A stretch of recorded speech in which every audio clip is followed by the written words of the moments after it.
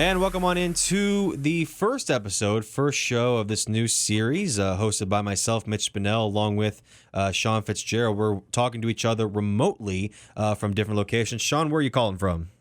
I'm calling from my home in Strongsville, Ohio, of course. Why not? Fantastic. And I'm calling actually from Cleveland.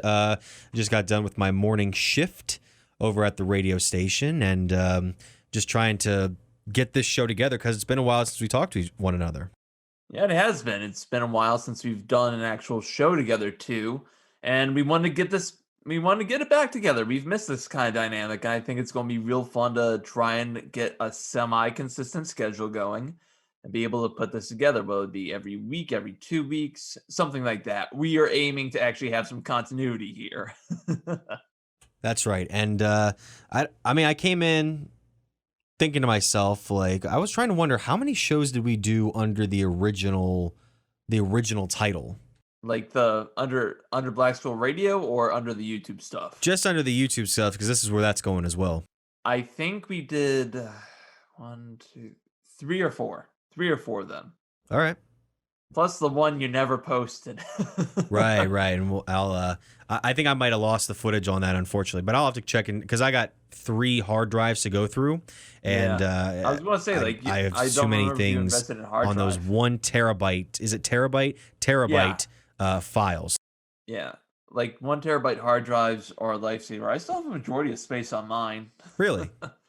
Yeah, I just tried because the main thing is that when you use a lot of video on that, it's going to get chewed up quicker. My stuff has more audio, more photos as of late. Like after my sophomore year at Kent, I was not using as much video, mainly because basically found out video is not my primary focus, and B, I'm better at doing audio stuff and written stuff. So yeah, obviously video takes up the most space, but I find that photos shockingly, when you look at like on a computer and you're looking at the total storage of your whatever device you got, whether it's an iPad, computer, phone, whatever, you look at the file storage and like the entire bar is almost dedicated, at least for me, to photos compared to the rest of them.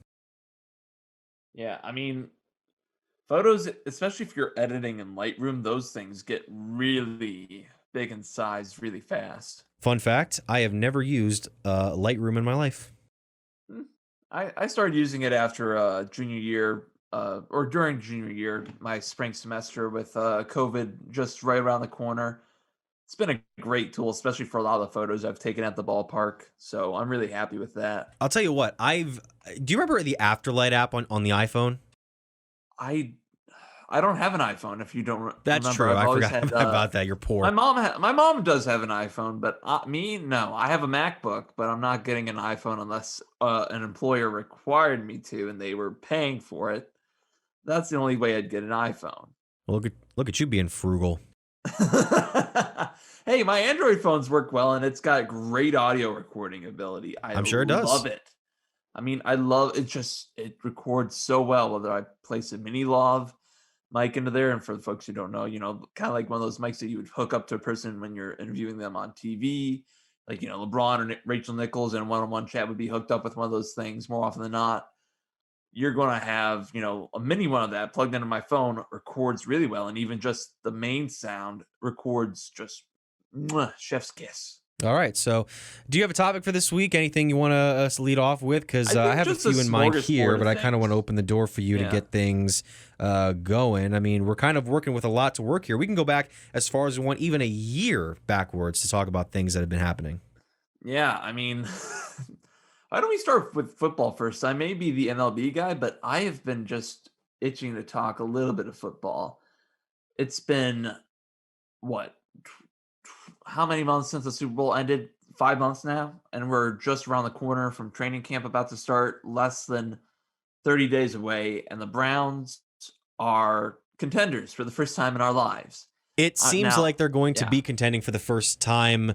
I mean, obviously with last year being kind of a whirlwind of a season, I'm wondering what's going to be happening this year. I wonder if we're going to have too great expectations, and we might have some situations like in 2019, not in the sense of the team getting overconfident, but the competition's still going to be fierce, and the team now that they're on everybody's radar, people are going to take notice of the Browns and really try to throw everything at them, because I think they still have some issues compared to the teams of the past.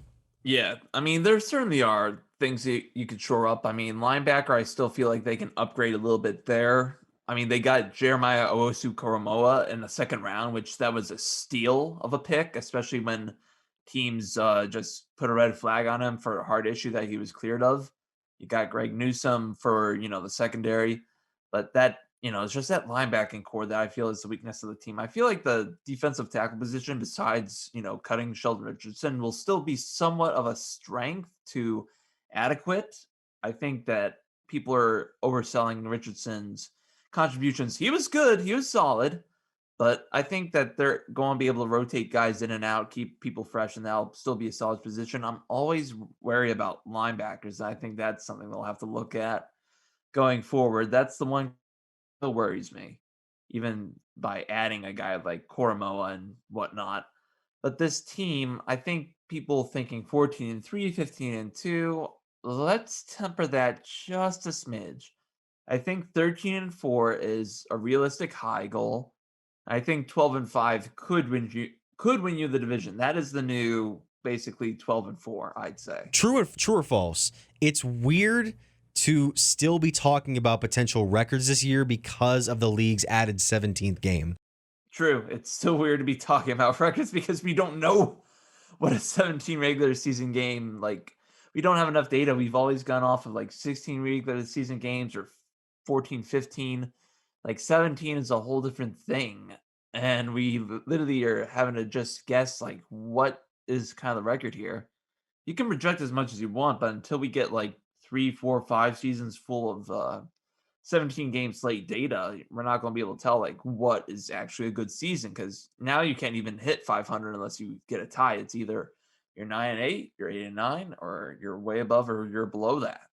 You're either going to have a winning or a losing season. There's no in between.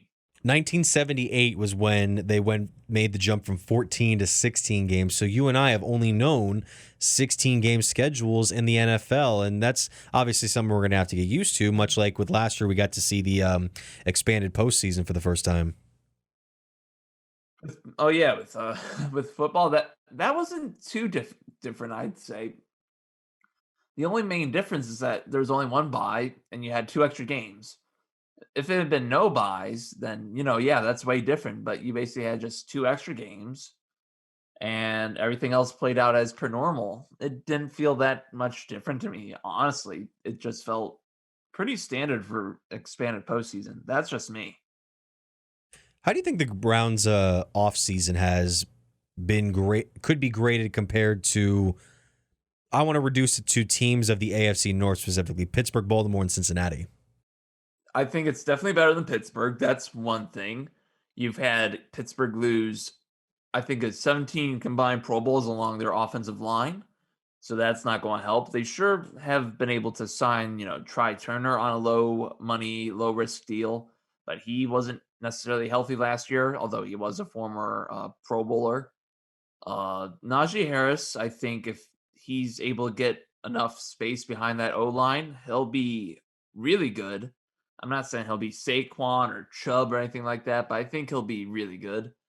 And Roethlisberger, you cannot sell me that Roethlisberger is going to be good enough. I mean, I'm trying to think of the quarterback that I had on the top of my head like a few minutes ago, but it's not Baker, but someone else within the last like 10 years that was, and it's not Manning either. Neither of Manning's, just good quarterback. Who had a great running game, but was older. Well, that was something I wanted to bring up too, because Baker, obviously going into year 4, has a very good resurgence of a season compared to 2019. And there have been talks up here in the city about whether or not the franchise guy is going to get the franchise money. I mean, I've been hearing reports about, the 2 sides aren't quite there to a deal, maybe even not even close, and Baker wouldn't be willing to take so much of a discount. I don't think he'd be willing to go to the Browns and say, I want X amount of dollars. That's absolutely out of the Browns' price range, because Y quarterback got this much and now I want this much. But yeah. I'm wondering Is it better for the Browns to try and get Baker signed now, or do they try to just wait until next season? Because my understanding is, and my belief is, that they want to use year 4 of Baker's career as the solidifier, the determining factor as to whether or not this is the guy that you want to stake the next decade with. A year or two ago, I have told you sign him now. But I'm willing to wait, even if it means the price tag goes up because of what we've seen with Jared Goff and then what we saw Carson Wentz turn into behind that shamble of an O-line in Philly. I'm hoping that he gets back on track in Indy, just, from a competitor standpoint. I think he was just a ghost of himself. But Baker, I think, is the real deal. He'll end up with a long-term deal. You're not going to go through as many quarterbacks as Brown did before finally landing on one. And he has not missed a start since he started week 4 of the 2018 season. Has not missed a single start. He came in for Tyrod during that game before halftime and led the Browns on a drive. He has not missed any time since. When you say that, it actually makes me think that we got so used to Browns quarterbacks only lasting probably 12, 13 games tops, if that. Exactly. That seeing and that's why where hearing about saying, Baker lasting that long in terms of availability is it's pleasing, it's satisfying, and it makes me have hope for the first. I mean, obviously last year was the time where it's like, we have hope again. You finish with a winning record. You get into the playoffs. You shock the world by dropping a bomb in the first quarter on Pittsburgh in Heinz Field. And that leads me to my other question for you regarding Baker's extensions, because obviously he's not the only player that we have to think long-term potentially. You got running backs like Nick Chubb. You got defenders like Denzel Ward. Mm-hmm. And to me, part of me has wondered if Nick Chubb would be, even in this era of running backs who are probably lasting shorter in their careers than a lot of running backs in the past, what do the Browns do comparing Chubb to Baker? You want to give Baker the first contract extension, but would you be surprised if the Browns decided we want to give Nick not as big a deal probably as Baker, but we want to give him a deal that keeps him here for the future? Well, one, Nick Chubb is going to be paid far less than a quarterback is. He's not getting anywhere close to $100 million. That would shock me. 2, you are going to pay Nick Chubb. He is special. I know that, people think long-term he's had a knee issue before. I'm not so concerned about that right now. He's going to get paid. You've seen other guys who've had knee issues come back, do well. And, Todd Gurley is a cautionary tale, but there are others who I feel like, have had that kind of thing crop up and they've been perfectly okay. So Chubb, you're going to pay him. Baker, you have the option if you need to, and I hope it doesn't come to this, to franchise tag him after his 5th-year option plays out after the 2022 season. But I know that you're talking about the other 2 quarterbacks who would probably get extensions from that 2018 draft class, Josh Allen, Lamar Jackson. Look, Lamar Jackson is what RG3 kind of should have been if RG3 had stayed healthy and not fallen off a cliff. Josh Allen, I feel like, is the more prototypical guy. He's got a little bit of that running mobility. I think the Ravens are going to overpay dramatically from Lamar's skills, and I feel like he's going to drop off a cliff at the end of whatever kind of deal he gets. Josh Allen and Baker Mayfield, I feel like they're going to be, ready for a 3rd contract whenever that time comes after their extensions. I don't think Lamar's got any more than, let's say, 10 total high-level years in this league, because his skill set is so, reliant upon his ability to elude defenders and his speed. And you lose that very quickly as you keep taking hits and you keep playing over the years. It's going to take a lot of prep work to even maintain that level of consistency and even that elusiveness. That is the key that has left him basically almost untouchable. If he loses that, then his speed is null and void. Well, here's the thing. I do kind of agree with you in the sense of, like, Lamar could lose a few years off of his career, and I think he's done a decent job of being able to develop the rest of his skill set, especially with throwing the ball, to warrant a long-term deal in Baltimore and warrant the thought of him being the long-term solution. I don't know if he's going to immediately fall off a cliff at one point of a potential long-term deal, but I can understand why people were to say if Baker, Josh Allen, and Lamar were all to get long-term deals, Baker and Josh could be the guys who last a little longer just because they're more pocket presences, although they can kind of run a little bit, just not as well as Lamar, who's a generational runner and rusher. Were you surprised? Because this is something that I thought to myself, especially early in the offseason, compared to the Browns, who are being a little more careful with how they're talking about Baker's extension discussions. Jim Harbaugh and company over in Baltimore have basically said, yeah, we're going to extend him. We're working on it right now, but he's going to get an extension. We're just going to do that.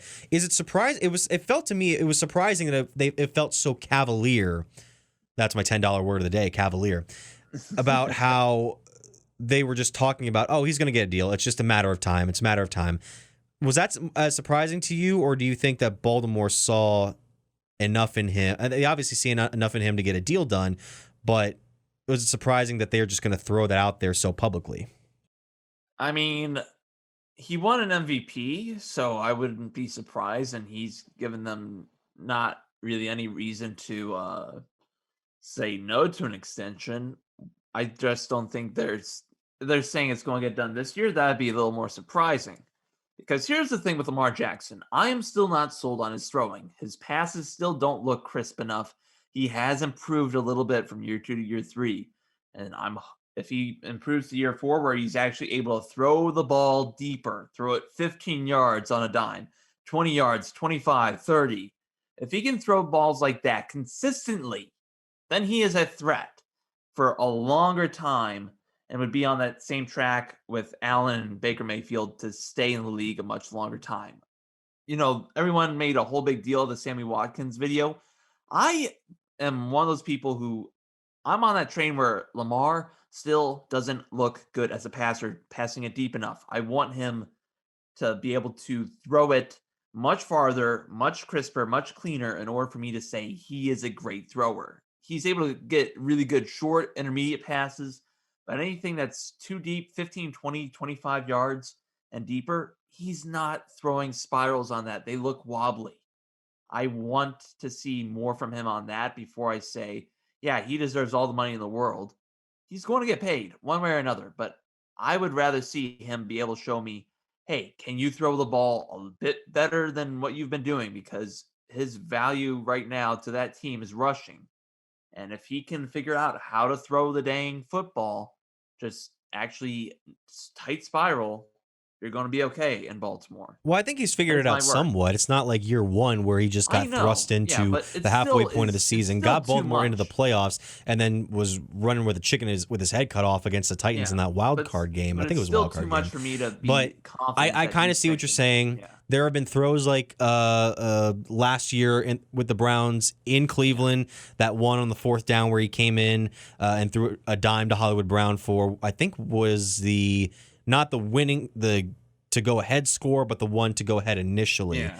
Do you remember I'm wondering the same thing. Can he develop as a thrower even more in year 4? Because if he does, he's going to challenge Patrick Mahomes for potentially his 2nd MVP award.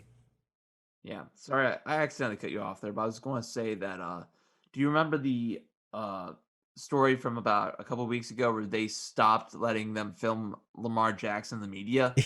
And that was weird. That tells me, after they released that whole video with Watkins and Lamar with that whole pass thing from the Ravens account, you do not want to put that video out there.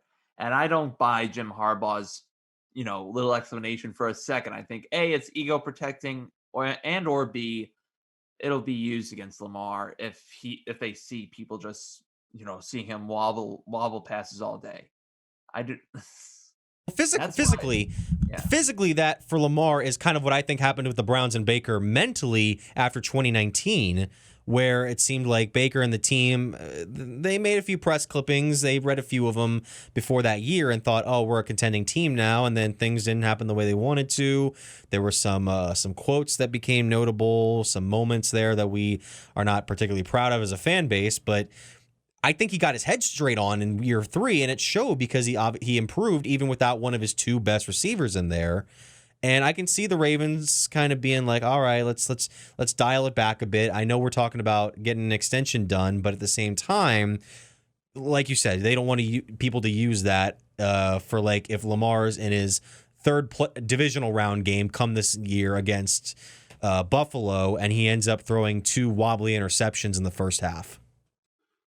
Yeah, but that's my shtick on Lamar. Like, I cannot trust his arm. That's all I gotta say on him. That's fair. I'm a little more trusting in his arm, not to the point where I think that he can just dominate the Browns 2 times a year. And I think that's the thing too, is that we're coming from it as Browns fans, so we kind of want him to not succeed to that point. We want him to succeed, just not 2 times a year when we need it to be acceptable for us. Yeah, that's the thing, is that especially with the Ravens and Browns history, you don't want to see Lamar succeed. I honestly remember us when we were back at BSR all the way back in that 2018 live mock, potentially mocking him to the Steelers, and I felt like that would have been a good fit, but yeah, wrong choice of words, but placing him with the Steelers, and that ended up happening, but he still ended up in the AFC North, which is like, has there been, although even though Big Ben's fallen off a cliff to a degree, has there ever been a time where one division has had so many great quarterbacks in it? I'm trying to think of a past where I feel like when the NFL was with 3 divisions a few years back, there had to have been many teams with really good players in the same division at one point. It used to be what, the AFC East, Central, and West? I got to look that up. Yeah, because the thing is, you've got 3 Heisman winners in the in the whole AFC North. You have 3 Heisman winners, which is crazy to think about. 1 and 2, like those guys are all just, the only one who doesn't have a Heisman is Big Ben. 3 of them Heisman winners, 4 of them first round picks, 2 of them, of course, number 1 overall. And then the other 2, I was about to say, when you mentioned the mock to Lamar in Pittsburgh, I remember specifically Pittsburgh trading up later in the first round to like pick number 22. I swore that was going to be for Lamar to become Big Ben's successor. And when they didn't do that, I can't even remember who they picked, but when they didn't do that, I was like, wow. And then Baltimore came in and swooped Lamar up. Wasn't that the draft that they actually traded up to get Devin Bush? That's exactly who it was. Devin Bush. Thank you for reminding me. I think they went up to number 10. Yeah. Oh, well, Devin Bush was 10, but didn't they went back? They went back and got a guy at like 22. Let me go look up 2018 NFL draft. I don't remember. I thought that was Denver who selected somebody right there. Maybe I'm mistaken. All I remember from that is that Denver, was that the one where they got? Yeah, they got Bradley Chubb in that draft at 5. And then who was? Oh yeah, Pittsburgh at 28. Terrell Edmonds, safety. Oh yeah, that's who they drafted. Oh man, it's been a while for that draft, but that draft has really turned out to be really, really good. Number 31 to the New England Patriots. Do you remember who that was? Sony Michel. Yeah, I'm gonna be honest with you, and you and I'll just put it out there. I really thought Sony Michel was the running back of that 2-headed back monster of Georgia between him and Nick Chubb. I really did. I thought he was really going to be really special too, but New England, I don't know, but I'm happy that we ended up with Nick Chubb in the end. I mean, it feels like he just got lost in the shuffle where those last few years of New England's offense, even during the Super Bowl years, it was all about Tom, and then last year it was the New England offense was just such a mess that it was just hard to keep him in check.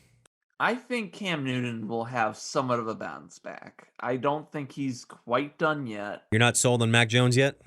I'm not saying that I'm not sold on Mac Jones. I interviewed him at the draft. Really? Or not interview. Yeah, I was in the press room and I got in a question to him. There's a video on my Twitter somewhere. There you go. You could probably go follow me on Twitter at FitzOnSportsBSR. Plug. Yeah, there's a video, and I think he's going to be an okay quarterback. I don't want to, pass judgment on him saying, "Oh, he's a failure. Oh, this and that." I'm more high on Zach Wilson than I am Trevor Lawrence right now. But before we go to that, just like Mac Jones, I think he'll be good, at least to a degree. I think with New England's system, I think he can succeed there. I think it's just going to take a little bit more time to acclimate to the NFL for him. And I think Cam Newton still has something to prove. And look, people have said Cam Newton's washed up for years. Maybe he is. Maybe I'm placing too much faith in the guy. But I think he has always gotten a bad rap. Yes, last year he wasn't that great, but he also had to deal with the after effects of COVID and what we saw with Miles Garrett. If there was, I don't know what kind of effects Newton may have been dealing with, but if he's got a full offseason under his belt now, and hopefully he doesn't have any more like long haul symptoms, he could still turn out to be a decently good pickup. He was not the same after being sidelined by COVID in the early part of the season. Yeah, it makes. I'm wondering what's going to happen with him this year. Whether or not Jones will have to come in at the Yeah. midway point. I hope it doesn't, and I don't think it Yeah. will. If New I England's think the out of way that, contention by yeah. the end of the year or by December, maybe I could see Belichick maybe wanting to test out Jones, and then maybe something happens there. But Yeah. I think I do agree with you for the majority of the year. I think Cam Newton will be the starter. Depends on the results that happen in Foxborough. Right. Yeah. Plus, besides Mac Jones, I have who was it? Patrick Surtain video on my Twitter, and then who's the other player? There's one other player, and then also I've got Jamar Chase audio on my SoundCloud. A little bit longer form interview. Boy, you're just Or plugging everything today, aren't you? yeah. You're a Also, businessman. I could plug more stuff, but I'll wait till the end. I was just thinking with the draft class, but I did want to go back to my point with Zach Wilson and Trevor Sure. Lawrence. Trevor Lawrence, great prospect. Zach Wilson, I know people are going to say, why with the meteoric rise do people think he's going to be good? I see a guy with an arm. I see he's got decent build. I think he's got what it takes. Like he just reminds me somewhat of a Baker Josh Allen type of hybrid where he's not, Allen's size, but he's got a little bit of mobility and he's got a really strong arm. And just, I don't know, he's just got some sort of like silent kind of swagger to him that somewhat reminds me of Baker, although we know Baker's a little bit more, but Baker last year, a little bit more silent swagger. It just feels like he's got something there. And you've got Robert Saleh, who's the head coach now. Bye-bye, Adam Gase. Bye, Felicia. And I think he might be set up for maybe success if he can get an O-line built around him. That's the biggest thing because I think, especially for a rookie in the Jets system, you need protection. That's what Sam Darnold didn't get early on. Yeah, and if Zach Wilson is even protected at least twice as much as Sam Darnold was, I think Zach Wilson will have a decent rookie year. I think Trevor Lawrence and Zach Wilson will be the two best quarterbacks from this draft after Justin Fields. Where do you think the AFC East ranks among the toughest divisions in the NFL? Because you have Miami, who just missed out in the postseason last year, just kind of fell apart at the end. Buffalo, who makes the AFC Championship game, looks like they have a bright future ahead of them. And then you have the Jets, who, they're coming off a few rough years, but they do have some young pieces that I think, if they're developed, could bring some of the best football you've seen in New York since the days of, Ken O'Brien or Chad Pennington, obviously Joe Namath way back in the past. And then there's New England, who is a bit of a wild card to me. I think if you were to ask me today what the toughest divisions are in order, it would be a coin flip between the AFC North and the NFC West as 1 and 2. Number 3 would likely be, and this is under the assumption that Aaron Rodgers returns to Green Bay, the NFC North. He will. Number 4 would probably be the AFC East, because the Vikings usually do very good after missing the playoffs. I think it's just a motivating factor. They just seem to get lazy, or they just get, a weaker schedule, and then they're able to play up to more of their potential. Also, they were injured to hell last year. So I think with the Bears, if Justin Fields ends up starting at some point, because I know if they really keep their promise to Andy Dalton, 1, I'll be shocked. Yeah. And 2, if it is, kept, it'll not be for very long. So I think, you've got 3 playoff contenders in that division. And if Detroit somehow manages to turn around Jared Goff, they have a maybe middling season where they're middle of the road team.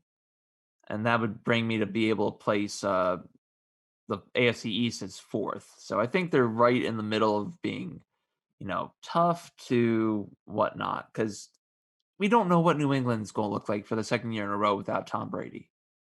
We, you and me growing up, we had always seen Tom Brady in a Patriots uniform. Yep. We saw how much they struggled last year. And it wasn't just because of Brady. They lost Patrick Chung to opt out, and he just retired this offseason. But they're getting back Dante Hightower, who had opted out as well, along with a bunch of other key components on their defense. So we'll see what happens in New England. All I can say is that it was a bonanza in free agency for them that shocked me to my very core. Yeah, you mentioned two teams, and before we switch gears, I want to mention the two teams that were two of the teams that were brought up. One, Detroit. I feel with Matt Campbell in his first year, that team is either going to go 3-14 or 14-3. I don't see any in between with them somehow, just based on the personality that's going to be in that locker room and the way that he's going to try and seemingly turn the organization into the roughest, toughest, meanest sons of bitches on earth.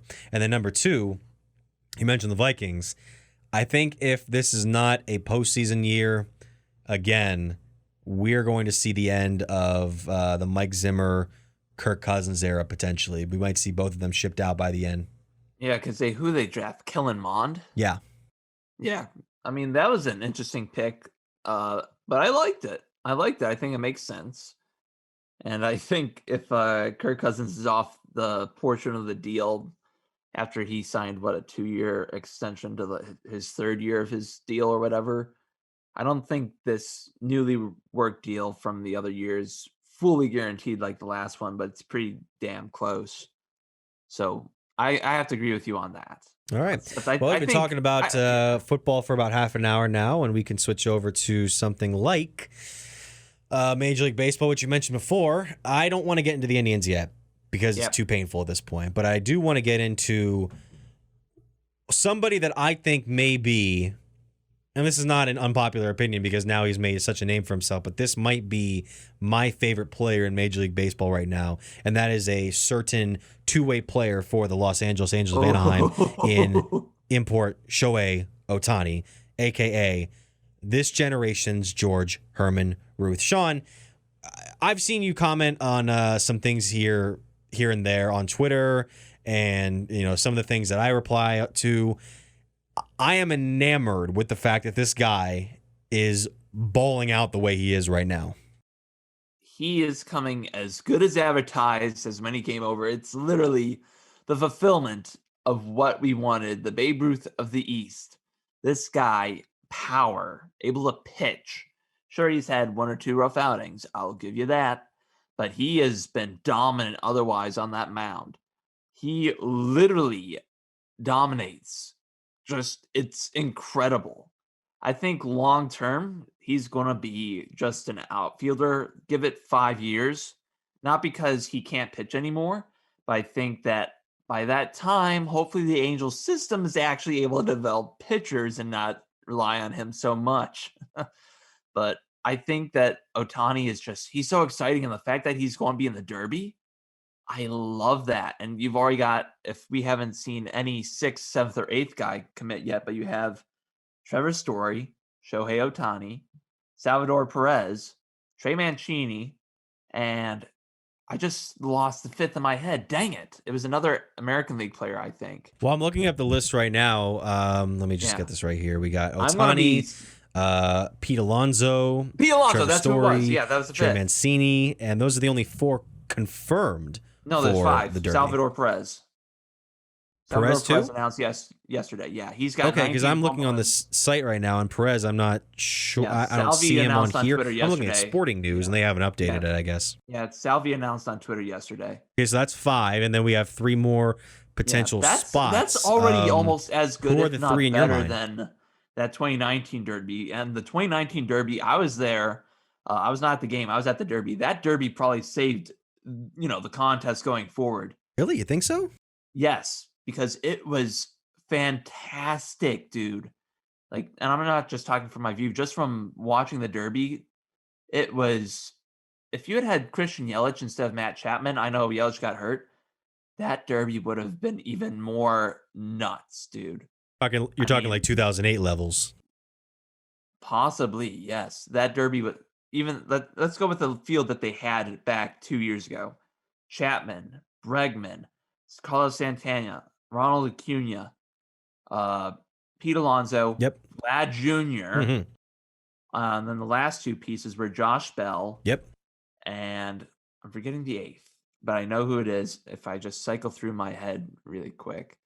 But that field and Jock Peterson, Yes. and he's no stiff. Jock Like Peterson was in that Derby? yeah, and he was the one who had that. I would have ended the Derby at the first semifinal if it were allowed to. I would have signed a petition to end it because that round between him and Vlad Jr. That's was right. bonanza. It was just, I was freaking out of my mind. I was just like, I was just in nirvana right there. That seems like a high energy event to go to if you're actually at the event. Because I've always watched it on television, and it's fun. It's like a cool thing to watch on TV. It must feel like you're just watching bomb after bomb after bomb go off, and it gets exciting. It does, and it is glorious, and it just the energy in the stadium. Like, and I wrote an article on it on BSR.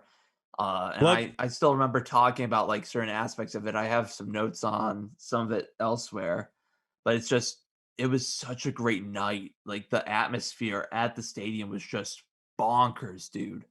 It was absolutely just insane. That sounds nice. Like Is Vlad that Jr. Derby especially confirmed for the Derby or not? No, he said he's not taking part in it. Okay, so that's I am disappointed, he's out. but I understand Tatis, his has he logic. said anything? Huh? Fernando Tatis, is he in it at all? I think he's not taking part due to a recent shoulder injury. Because I'm looking at the home run list right now, the leading home run leaders right now. Schwarber's out. He said he's not doing it. Yeah. Ronaldo Acuna, Marcus Semien, Salvador Perez, Matt Olson, Joey Gallo, Rafi Devers. Ronaldo Acuna hasn't committed. I'd love to see him back in the Derby. I think he'd be a really good ad to put back in. I think when I retweeted Salvador Perez's announcement, let me go find who else I said, because I don't think Jose Ramirez is going to do it again, but I'd love to see him do it. Dude, that's the thing we got to get to with the Indians too, because he was out of the lineup yesterday. But here's a few other players that I said. A few days after taking a foul ball to the face, a few weeks after taking a pitch to the knee. Yeah, but he is just a microcosm of the Indians' injury woes, which I don't think have been worse in the 8 years that Terry Francona has been managing this ball club. Yeah. Before we keep going further on that topic, though, one of these three of the remaining guys, three of at least Acuna, Juan Soto, Yordan Alvarez, Jose, Christian Yelich, Nick Castellanos, or Jesse Winker. Give me at least three of those guys, especially one of those Cincinnati guys, Winker or Castellanos, and I would be happy. Like, that would be just as good, if not better, than that 08. I think Castellanos you can put in there. I think you can put... I'd love to see Alvarez do it, and I'd love to see Soto do it. Because Soto's in there as well. Well, how many home runs does Soto have? Because it doesn't seem like he doesn't been have hitting as many because he started off the year a little bit later. He was on the IL, I think, for a short time. Right. But he would still be a great add to the Derby. I mean, the five guys you already have right now are fantastic. And if you add any of those three, and I know I left a bunch of other great hitters off of my list right there, but those are among the guys that, like, I would absolutely be happy with that I could think of off the top of my head. I'd probably go with Olson, Gallo, and Castellanos just for namesake. Yeah, give me the other Matt from Oakland. Give me the other one. He should have been the all-star starter, not all-star starter for space. Man, he was not even in the finalist list for the final three. That upset me that he wasn't getting recognition, and he has been an absolute monster. You're talking about Chapman? No, Olson. Olson, yeah. Yeah. Olson, yeah. Carlos Correa could even do it, and I wouldn't be too mad about that. Austin Meadows would be a great add to that field. He's got, I think, 15 plus dingers right now, 16 with 54 RBIs. He's someone who I'd love to see. Maybe Mitch Haniger, another good comeback story after all the injuries he's gone through. I feel like they might push for Judge or Stanton to get in, just to get a Yankee in, to get a big name in, a big name slugger in there. I think Judge has said he's done. Right. I think the same thing. No, actually, yeah. Because I'm just trying to look up some of the hitters who I would love to see, and just I'm looking real Max quick. I Muncy, would maybe still, I he would, didn't get. Did he get an All Star nod? yeah. I no, wait, no, he did not get the Yeah, starting nod. he It got was snubbed. Yeah. Yeah, but I still think Freddie Freeman deserved it for the MVP last year and everything he had to go through. I still would have voted for Freeman over Muncy just because of the emotional stuff. Yeah. Like, I know it's not a good reason, but for me, I love Freddie Freeman. I feel like he's always been, even though people have given him his due in recent years, I always feel like he's been underappreciated. But I wanted to see him get the start over Muncy just by a bit. But I do believe Muncy was worthy to get the start. Bo Bichette is someone who I would love to see in the Derby too. Uh, the son of Dante Bichette, right? Bo Bichette. Dante's his dad.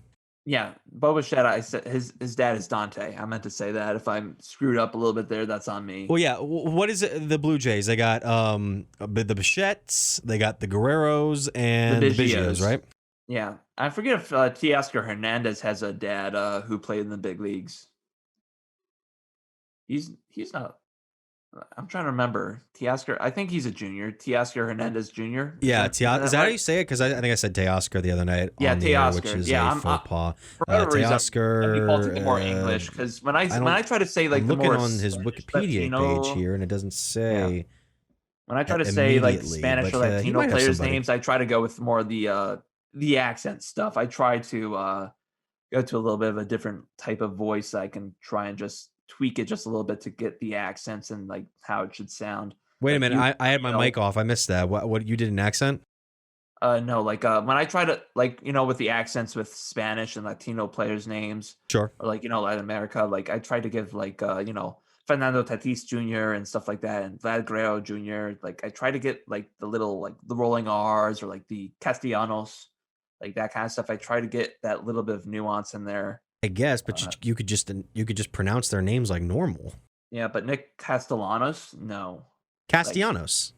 Yeah, Castellanos. And there's just a little bit, sometimes like Ronald Acuna, because for the longest time when I was a kid, and because they didn't, put like the NEAs or like the accent marks over jerseys before many, just a few short years ago, within the last year or two, like until I actually learned Spanish, I'm like, okay, now it makes sense how these guys' names should be pronounced and stuff like that for some of these players. And it's like, I try to pay a little bit of respect to that.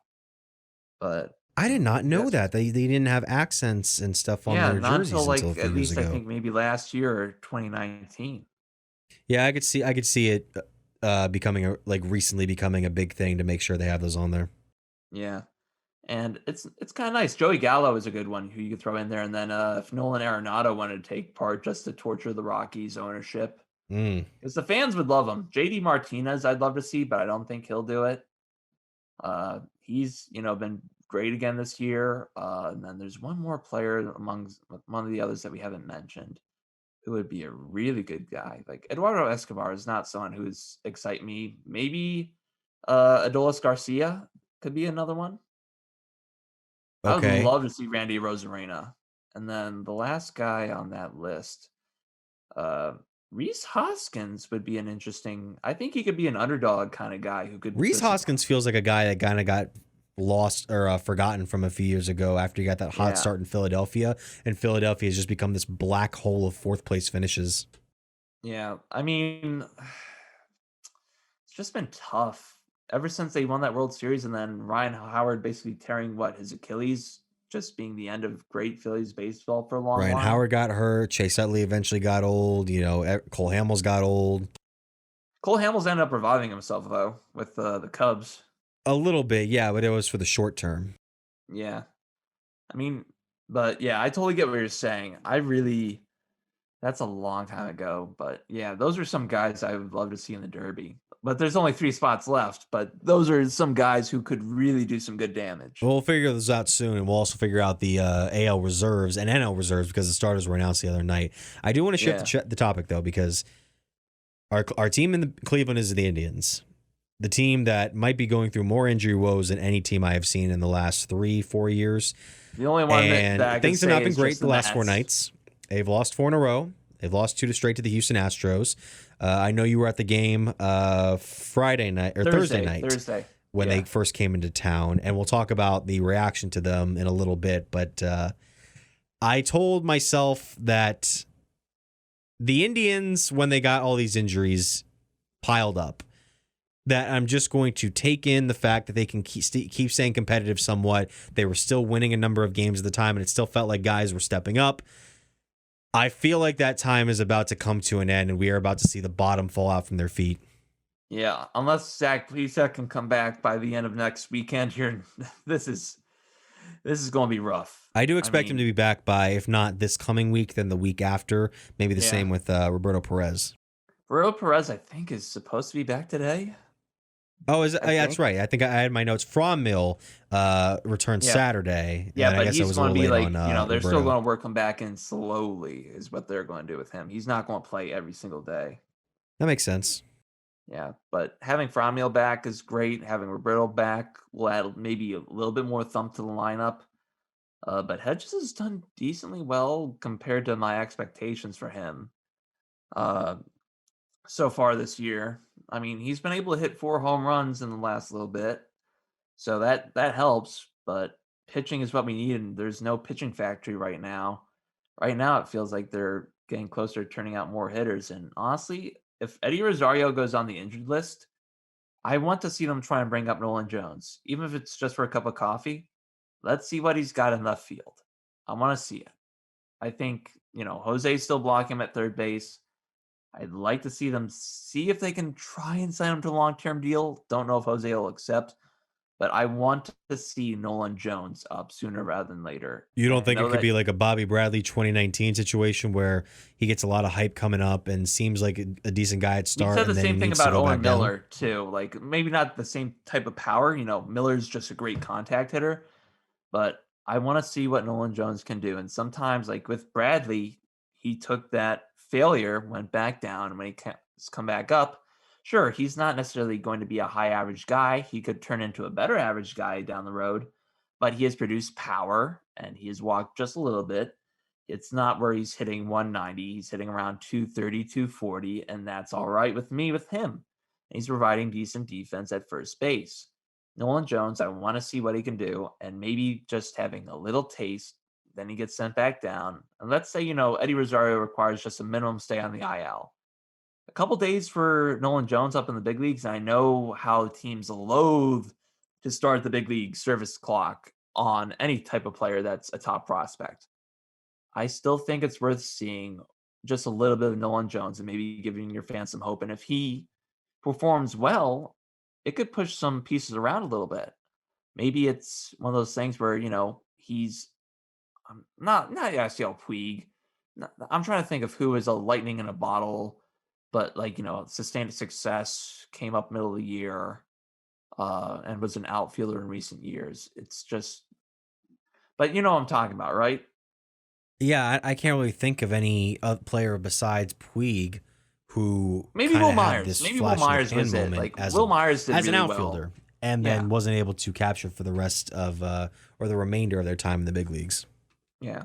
But I recently. think, but more so, like I think Nolan Jones will have a future because he'll eventually move to the infield. I just want to see what he can do. I want to see him. I feel like if they keep him in the minors much longer, I don't know what else he's got to prove. Other than that, like Daniel Johnson, they just don't give him enough of an opportunity. And then I forget who the other outfielder was I was thinking of the other day, but I'm hoping that Owen Miller can, regain his confidence and that hopefully that can translate to whenever he comes up next, that maybe he's the Ben Zobrist of this team. Yeah, we're just at a point where we're getting used to seeing minor league, double A and triple A guys just coming up to the big leagues by not choice, but by force, because so Yeah. many guys are not available to play at this point. And the fact that they were able to keep it going for this long shows how good of a manager Terry Francona is. I wonder what the team is going to do at the trade deadline, and I think this month is going to be the determining factor of where the Indians franchise goes moving forward. If they sell I the think the name deadline, that they need it's to get, time though, to go back yeah. to oblivion starting then and to the end of next season. If they name they try need to to go get for it one for a last pitcher, playoff yeah. push and things don't quite work out in the end, we could be looking at oblivion with nothing picked up. Yeah, the name of a pitcher they need to pick up who could be a really good solid ad and not too expensive, Kyle Gibson. He's with the Rangers. And look, he's not going to pile up wins with them right now. Let's not get into that counting stat. Let's focus more on quality starts and also just how he's done just well in general. Look, he's not going to be a Cy Young contender. Nowhere close, but he'd be a really good pitcher to add to this staff. And if you could somehow pry, I don't know, it would probably take a lot of dough in terms of prospects, but maybe a Merrill Kelly from the Diamondbacks. I don't know. You could have fourth or fifth starters, but you're going to have other guys develop and eventually come in over time. The other Logan Allen, the younger one that was drafted last year, just got up to Double A. He just dominated High A Lake County, which is a little bit of a change from years past because the High A team used to be down in Lynchburg. But who knows? Maybe he surprises at Akron and keeps advancing up the ladder, and maybe he becomes a reliever at the end of the season and for Cleveland, and then maybe competes for a rotation spot next year. I could see him advancing very quickly. Going back to Gibson, 1.98 ERA, which currently leads the American League, and he looks like he's potentially on the trading block for the Rangers. I could see them going for an arm. They do desperately need one. Would need one right now, but I think once you get some of the injured players back, you'll fill that void. What I'm wondering is what's going to become of the batting order, because we have not so many guys so much that are injured. It's just that we started off with a very depleted lineup to begin the season with, and now besides Jose Ramirez, and then you got some streaking players here and there. It seems like we're almost at a loss every time we bring out the batters to each game. Yeah. I mean, I feel like the lineup has been decent, not, great, but decent, better compared to what our expectations were. Harold Ramirez has been a decent find. Uh, Bobby Bradley's played well. Hernandez Yeah. has played a little bit better. Ahmed Rosario has played all right. Maybe he ends up shifting to the outfield if they think that Bradley Zimmer has nothing more to offer, and then they bring up Andres Jimenez. He's mashed the ball at Columbus, and he could honestly come back up and I think start dominating after finally getting some AAA seasoning. And maybe that helps lengthen your lineup a little bit. Ahmed Rosario's defense in center field is not that bad, but Zimmer's defense is what really helps right now because this club, their defense is just not there. That's the biggest thing about missing Francisco Lindor right now is his defense. Look, Ahmed Rosario, okay shortstop defensively. I'm not saying he's anywhere near great. Probably giving him a little bit too high of a mark. But in terms of just defense, Lindor was just way better than anyone I've seen in any of his uniform. Like you could say Omar Vizquel, but I don't really remember Vizquel that much. Growing up at all. But Lindor, you just see that difference and just even being up in the press box early in the season and hopefully soon within the next couple weeks getting back in there potentially. You could see just the difference in terms of defense, whether it been Rosario or Jimenez at short when he was up here. They need to improve that defense because when I was at that Thursday game, to get quickly into that, Mejia got rattled. The defense could have played some of those baseballs better that were hit to the outfield. Right. But he was rattled after that double. And he just didn't get that confidence back. If he had gone through that inning, I think you win that game. Without question. I don't think, even if you turn it over the bullpen, they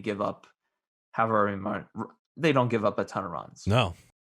I mean, if you could get just 5 innings from these guys at this point, and I know that you would prefer 6 from all these young guys, more than likely, but 5 would be a lot and would be hopefully enough to get your bullpen not fully taxed, but also give a little bit of length to the game and not having to immediately just pull everyone out and burn Brian Shaw to a crisp, burn Karinchak, burn Stefan.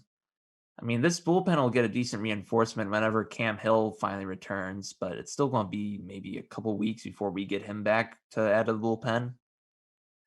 That team just needs some health right now. Like, I don't know. Someone needs to sacrifice to Jobu. But I digress. Bring him cigar, rum, He will come. Oh man. Did I tell you I watched? I didn't. Actually, no. I told my other buddy. I watched for the first time in a long time the third Major League movie the other night.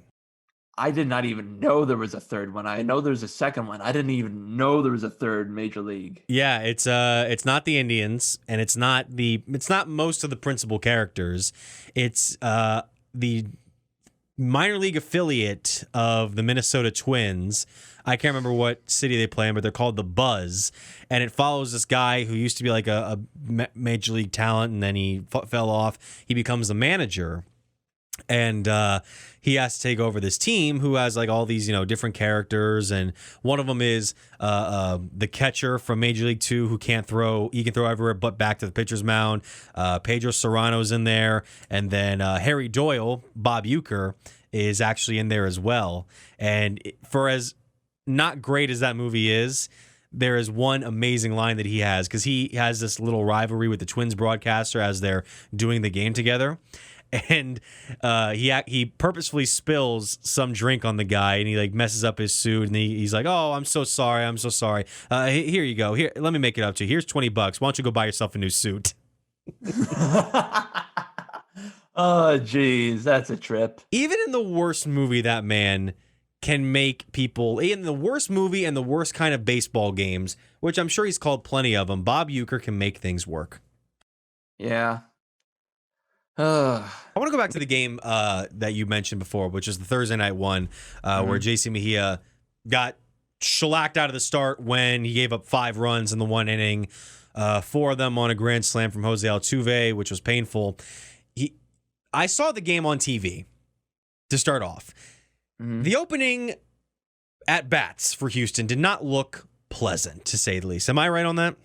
Yeah, you'd be right. For 2 of them, I should say, because the third one was a little more like friendly, to say the least. Yeah, I'll give you that.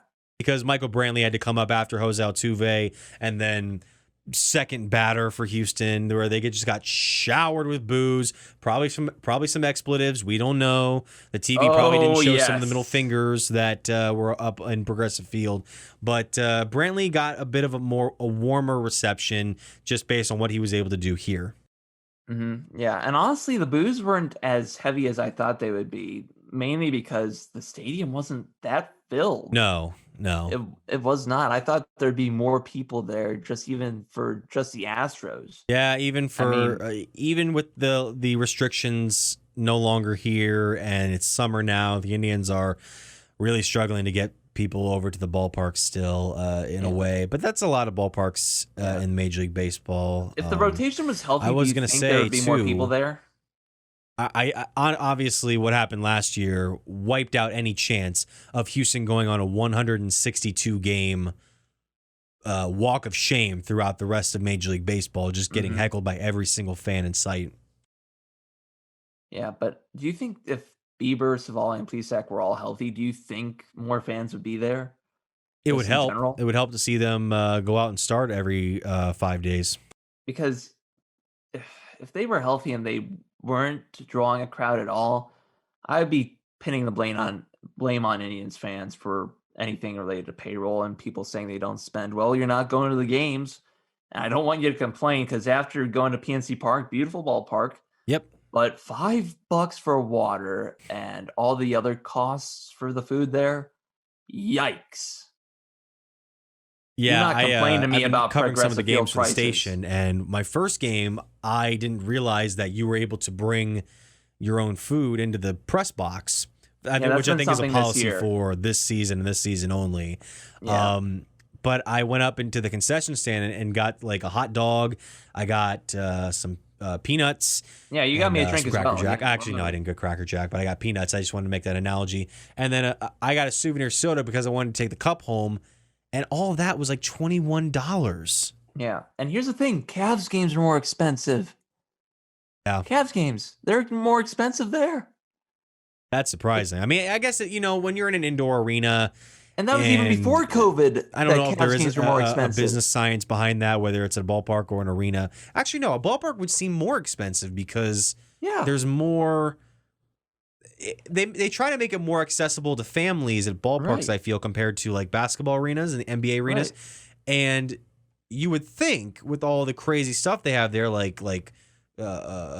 fancy grilled cheese and crazy hot Hmm. dogs and like gourmet ice cream, you'd think that'd be more expensive. But are the Cavs really that more expensive? Yeah, they're more expensive. Like I was noting the food prices back before COVID, and even when I got to go to the MAC tournament for BSR, like they were still far more expensive than anything at the Indians games. Like at Rocket Mortgage, it's far more expensive pre-COVID and during COVID. I'm surprised about that because I haven't been to a Cavaliers game in very long. I used to really Yeah. go to do you remember like the news that came out from a few weeks ago? The Canton Charge are now the what is it? Charge Cleveland or something like that. They got the Oh, new I didn't. name. I don't remember that, but Yeah, no.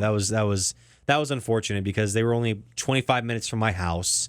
They played at Ah, the Civic Center, the Canton Civic Center, and it was cool to just see some guys trying to make it. Good prices for like a lemon slushy, which they have there, which are mhm, amazing. That was a little bit of a disappointment to see them move up here, but I'm sure the people of Cleveland are going to enjoy yeah. it. But yeah, speaking of the Cavs, though, what are they going to do with that third pick? Because I don't know, and that's a good we're segue. assuming that Cade Cunningham Because is going to go number obviously you one. have number 3 overall.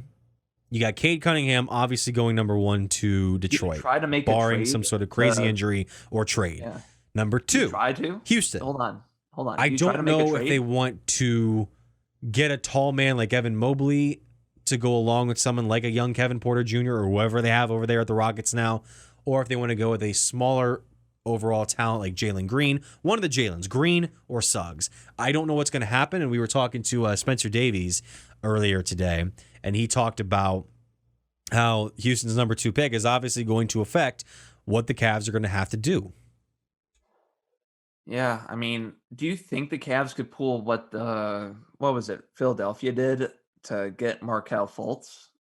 Uh, Maybe trade a future first along with the number 3 to move up to number 1 and get Cade Cunningham? I don't think it's worth it. I think that Cade Cunningham would work well in the Cavaliers system, but I don't think we would have enough resources to be able to send Detroit for Yeah. them to risk forgoing a potential franchise changing player.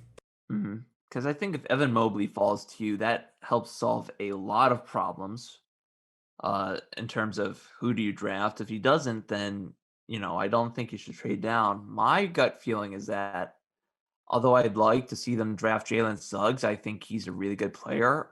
I've not seen any indication that anyone is going to take Suggs over Green, and that Green would probably be the pick. And he's the one I've seen the least of.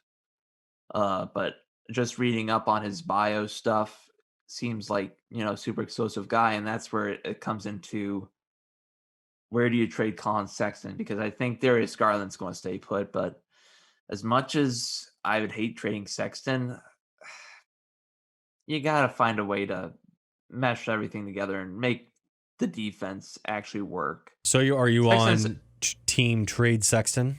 I I don't want to be, but I don't think he's worth a maximum salary. If he asks for less than that, I'd be willing to give him something like that. But if he's asking for the max, I in good conscience cannot do that. If I'm the Cavs. You need some future cap flexibility. Because if you're going to continue sucking and you have him on the roster, and even when Kevin Love's contract expires or gets flipped or bought out, I mean, you're going to have Jared Allen on a long term deal, and then you have to pay Darius Garland. It's like probably Sexton is the one you got to trade. And look, I love him. I think he'll be an all star someday. Maybe not the number 1 player on a team, but I have loved Sexton to death, but I cannot justify giving him max money. If he were to ask for like 5 and 120 or 4 and 120 or something like that, maybe, maybe. If he took definitely less than the max, I could maybe see them sign him an extension, but I cannot do that with that salary cap. If it was the NFL salary cap where it's, at 180 million right now, given that it has a drop off from a year or two ago, sure, but can't right now. You can't have Sexton earning that much and then have to re-up Darius Garland. I could see that. I could see. Actually, no, I don't know if I could see this, but I wanted to ask you because I could easily see Colin Sexton being like a good number two on somebody like Philadelphia if they Mhm. wanted to move on from Ben Simmons. I don't. I don't think the Cavs would want to make a trade for a guy like Simmons because his market value is so low after the playoffs that we just saw. Mhm. I mean, would you consider it? Would if it was the right move, would you try to do it? And would you include Kevin Love in a deal like that? I probably would include Kevin Love in a deal like that just because you probably need to offset some salary, 1. 2, if you can keep the number 3 pick from being traded, definitely. That's the thing is that you have to keep the number 3 pick. You cannot flip that pick.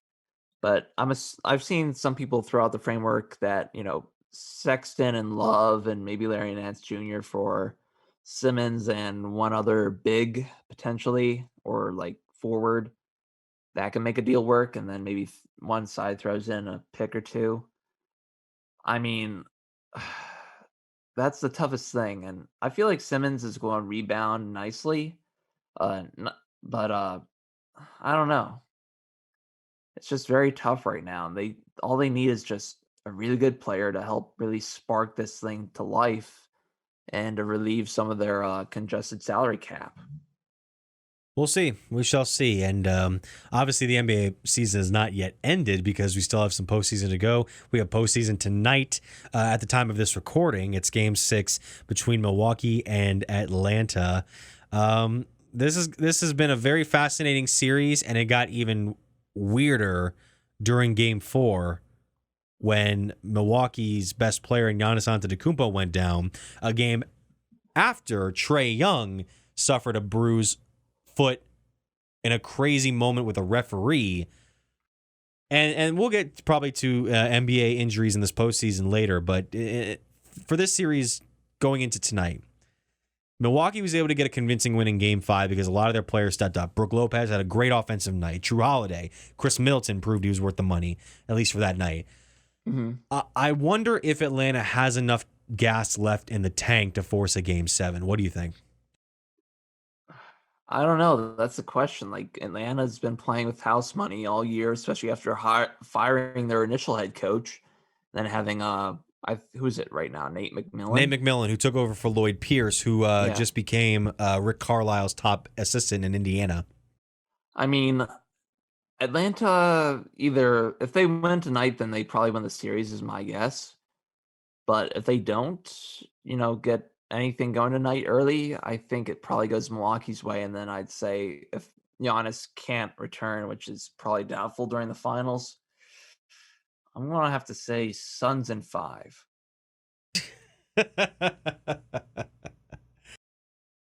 Oh, that's funny because obviously Phoenix was able to get past LA. And did you see this? I just saw this on ESPN.com. Patrick Beverly gets a 1-game suspension for child shoving Chris Paul in the back. Like, like when you were a kid and somebody like kid would make fun of you on the playground, you would go right behind him and push him from the back. Oh, jeez. That's Oh part of that no. Clipper curse, man. I really think that God does not want the Clippers in the finals. Uh, I do not know, man. With that franchise, I do not know.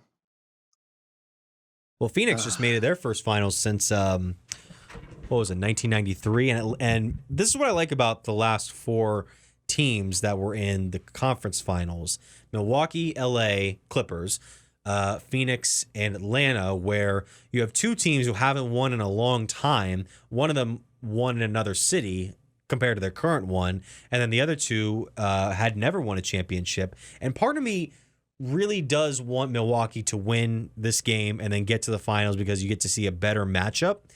But I do partially want Atlanta to win as well because they've never won in Atlanta. Phoenix has never won a championship. What would be your preferred matchup with the teams that are currently still in the mix? I've wanted to see Milwaukee and Phoenix right now. That's been my matchup for the last little while. I wanted to see the larger markets knocked out. I wanted to see a smaller market NBA finals. I know it's not great for the ratings, but I think it would Nope. get more the casual fan interested in watching it because you're not having Brooklyn, you're not having Golden State, you're not having LA, you're not having Atlanta, who I do consider to be a bigger market than people give them credit for. Phoenix is a bigger market than people talk about, but they do feel like a small market team in the same Yeah. time. But I feel like Phoenix and Milwaukee would give the biggest bang for buck, and that would have been more true if Giannis had been able to play. He still could, but I Yeah. don't think he will. But that's the series I'd rather see. But if Trae Young ends up coming back, I doubt he plays tonight. Is he going to play? He's not ruled out as of now, and neither is Giannis. I would expect Young to have a better chance to play than Giannis, but I don't know. I mean, if it's a game 6, everything's on the line. Maybe Young will be able to be like, oh, okay, I can do this. Because before last game, he just was like, no, I can't do this. I don't have the capacity to go out there. Yeah. So that's just tough. Just been a very injury prone season and postseason, but whoever comes out on top, I mean, it's going to be a good championship for one of these cities. Well, that's another thing too, is that a lot of people have been saying this is an asterisk championship because of the way the season was structured. I think it's more of a legit title than what happened Golden last year State. when all the teams had to take 4 months off and then we went back to Orlando. But I think that's more legitimate because of everything everyone had to overcome and all the mental strain of having to be in the bubble. That I think that is, you can put an asterisk next to that if you want, but the one I really put an asterisk next to is 2015 Golden State. why is that? They had, if it wasn't that year, Blake Griffin went down against them. They had other players go down in the Western Conference side of the playoffs against them. They did not have to have Kevin Love. Kyrie Irving went down after game 1. The Cavs literally had to have an unhealthy player active on the roster because they had almost no one else left on their bench. Golden State, if they had to play against Kyrie and Kevin Love, that series I think goes to Cleveland. I don't disagree, and yeah. And even if they just played against Kyrie and was that the year? Was that the year the Spurs were in the conference finals and then Kawhi hurt his foot falling on somebody else? That might have been. And then that was his last game with the Spurs. And maybe it was the next year, but I know that like Golden State has had a ton of injuries pop up against whoever they've played in a lot of the finals, like Rockets, Chris Paul, Clippers, Blake Griffin. I mean, whoever they've played in the postseason more often than not, and all those 4 years that they went to the finals against the Cavs, they had injuries galore. Right. And then when the shoe's on the other foot, they can't do anything. 2018. I had that wrong. 2018 was when the Spurs met the Warriors in that playoff series, and then Kawhi went down. But then the second thing was, couldn't you say the same thing for the Cavaliers championship had Draymond Green not gotten suspended before Game 5, and they would have been at full capacity for the Cavs to handle that. He was a dirty in player Golden State that year. He deserved that suspension. 100%. I know he deserved the suspension, but well, yeah, you could. I think he deserved it. A lot of other people say he maybe didn't deserve a full game suspension or that, but I'm wondering. You could say the same thing that the Cavs didn't earn it either, even though most people would probably say, "Oh, the Cavs came back from 3-1." Yeah, they came back from 3-1. I think they would have won Game 5 anyway. And also, just to keep this in mind, they had 2 more games to close it out, and they didn't. They choked. They absolutely choked away Game 6. And then Game 7, they could not finish. They could not shoot a shot in the final couple minutes. That is what made the difference. So Golden State, all on them. No asterisk for that 2016 team for the Cavs. None. Sorry, what was that last part? No asterisk for that 2016 Cavs team. None at all. I don't think they should have an asterisk to it. I'm just saying overall the bubble season has somewhat of an asterisk, not to the point where you should completely delegitimize the Lakers championship, but it's kind of like, And then this year, it's still different because you have a 72-game season rather than 82. You're playing so many back-to-backs. So many people are getting hurt now to the point where we might not have 3 of the best players out of the remaining teams in the finals. Then should you put an asterisk next to the lockout year with 66 games? That's a good point. That's another one, too, where the season got started late. But yeah. I mean, but again, no, that's another one too. Do people really talk about that season, which I believe that was Miami's first title Miami run and Oklahoma with City. LeBron Yep. and the Big Three? Mhm. Do people really give that much of an asterisk? I don't think they do, and that's where it's recency bias. Then I mean, they guess maybe you know what it is. Maybe it's just because I don't know that year. That's a good point. 2012 Yeah. or 2011 rather, and 2021. Wow, 10 years apart. Jeez, has it really been 10 years 2012 since is that? when they won the finals. That was the I think year the finals took place. It was they the 11 do 12 seem season. a little similar, but Yeah. maybe we're just in a cultural mindset right now where we're just not willing to.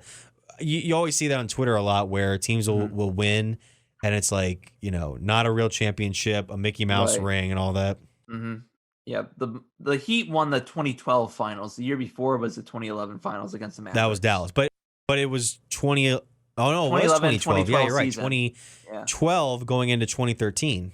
No, 2011, 2012, and then their defense year, the back-to-back was 12-13, and then 13-14 was LeBron's last year in Right, Miami. but which year was the lockout that Miami won? Miami won during the lockout year of 11-12. Okay, so yeah, 2010 to 11 was Dallas. 2011-12, that was the lockout year. First year with Miami. And I remember that year because the Charlotte Bobcats to date have the least amount of wins for an NBA team. I think it's 7-59. That, I think, yeah, maybe. Yeah, that was that's a blot. That's a forgotten blot on the NBA. On the quilt that is NBA history, because everybody just assumes they've always been the Charlotte Hornets, except for that brief 10-year period. Yeah, I mean, it's still weird to sometimes see them as the Hornets, though it has gotten more natural over time. No, it's not. It's not unnatural because it's the way they were before they moved to New Orleans. Yeah, I just remember more of them being the Bobcats than I ever remember them being the Hornets because, Chris Paul with the Hornets in New Orleans. Yeah, that's a good point. Switch to the Pelicans. I mean, things happen, but I think it's a good place to leave off for now. Think so? I think so. All right, well, about 80 minutes in, and we're going to cut it off right here, but we'll make sure to get back to it next week, and we'll come up with everything else that we'll be doing for the remainder of our time here on the show. Mm-hmm. Obviously, you can find us on both of our Twitter feeds, Fitz on Sports, BSR, right? Yep. And then I'm at Mitch Spinell, and we'll make sure to put this on everywhere you can listen to podcasts, and then, of course, my YouTube channel, which is just my name, Mitch Spinell. Anything else you want to plug before we go, Sean? Not much else other than, keep an eye out for anything I'm posting with Mark One Sports and CLE Tribecast as a press box correspondent. So keep your eyes out on that on my Twitter feed, and also just make sure you tune back in. We are going to get a regular thing or semi-regular thing going here. Yep. We are committing to this. And we're going to find a way to get it done no matter what. I don't know if I'll be in as good a place with as good an audio quality next week, but I will make it work. And you know what? Before we go, I just got a thing here. Giannis has been ruled out for Game 6, so there you go. Yep, there we go. So we'll keep wondering whether Trae Young is out. By the time this is out to the public by then, we'll probably know we'll be going to a Game 7, or Milwaukee will be facing Phoenix in the finals. You can also, another plug for myself, you can find me usually a few nights a week on 92.3 The Fan. Sometimes it's afternoons. I'll be on the air, sometimes doing the 2020 sports updates, and you can find me and my work also at Tusco.tv. That's at Tusco TV in New Philadelphia, Ohio. And that's it. That's all we got for this week. We'll see you guys next time. All right, peace out.